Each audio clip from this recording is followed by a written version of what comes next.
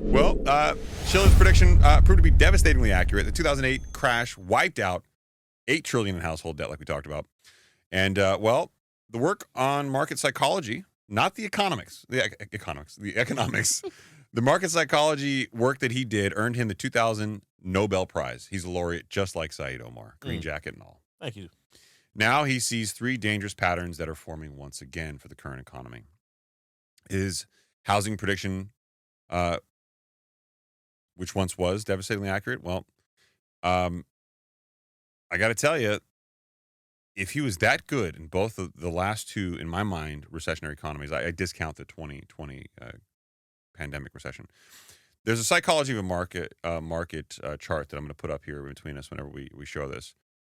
He's concerned about a couple things which, well, frankly, are hyper important. But the psychology of the market is something that's noteworthy here.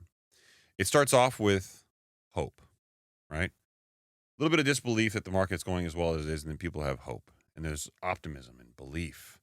And you go up this chart of thrill and euphoria. And then we get to a point of complacency. Where people are like, wait a minute, things are cooling off a little bit.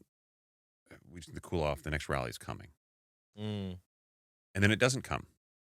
And then we get to a point of anxiety. And you're like, shit. I believe we are at that point currently. Okay. Then there's denial, where people are going, my investments are with great companies. It's all going to come back. That company's not going to, it's too big to fail. They Right? won't let it fail, right? They're not going to let it fail. Say they're not. They can't. They're not going to do that. The whole market would collapse. They wouldn't do that. And then the panic kicks in. Then it's capitulation, and then finally, my favorite, the rage phase, anger. And then depression. You're just sad. This shit happened, and it sucks. Right. And then you go right back to that disbelief phase, which goes right back into hope, optimism, belief, thrill, euphoria, and it's just a circle. It's a big circle. It's actually a sine wave more than a circle, and it follows the recessionary economies and the prosperous economies, and it just goes up and down, up and down. Up and down. Ultimately, it will eventually go back up. Yeah. At some point, and as long as you've accounted for it and you can weather the storm, and sometimes the storms are longer than others. And typically speaking, 7 to 10 years from trough to trough, peak to peak, trough to trough. So warning one. Let's be clear here. Now that we know the psychology, now that we know this man has an understanding that won him a Nobel Prize. Okay. Warning one is that the AI revolution's dark side is here. Okay? In November of 2024, Shiller pointed out something troubling. AI isn't just transforming technology, it's warping market psychology once again. This man won a Nobel Prize for his psychological evaluation in economics. I'm getting like British. Economics. Can't help it. Lifestyles of the rich and famous.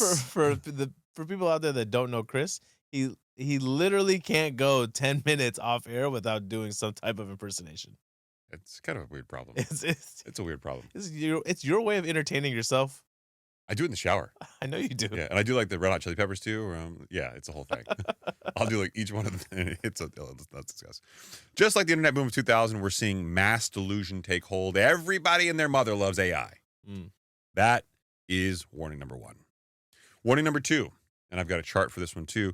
Dangerous market levels are once again here. Robert Shiller points to the S&P 500's CAPE ratio. This is his famous metric. It just hit 35. Now, Chris, 35 means nothing to me. Don't worry, kids. Yeah, what does 35 mean? Daddy's got some answers for you, okay? So hold on to it. It hit 35.23.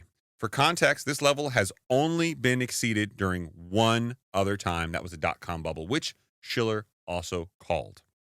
History shows that such elevated valuations precede significant downturns. You're saying, Chris, okay, I'm looking at this chart, which is conveniently placed between you and me, in between the center of us and our relationship. But I don't understand what it means. It's just going up. Well, here's some ratios. Here's some facts. Okay. Dot-com bubble in 2000, the CAPE ratio peaked at 44.2. That was the peak.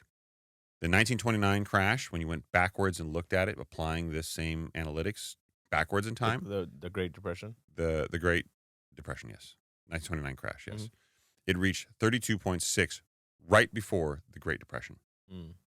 Today, the CAPE ratio over 35 is dangerously close to its historic highs. So higher than that before the Great Depression. Yep. Wow. Historically, when the CAPE ratio exceeds 30, the probability of a significant market correction within the next 5 to 10 years increases dramatically.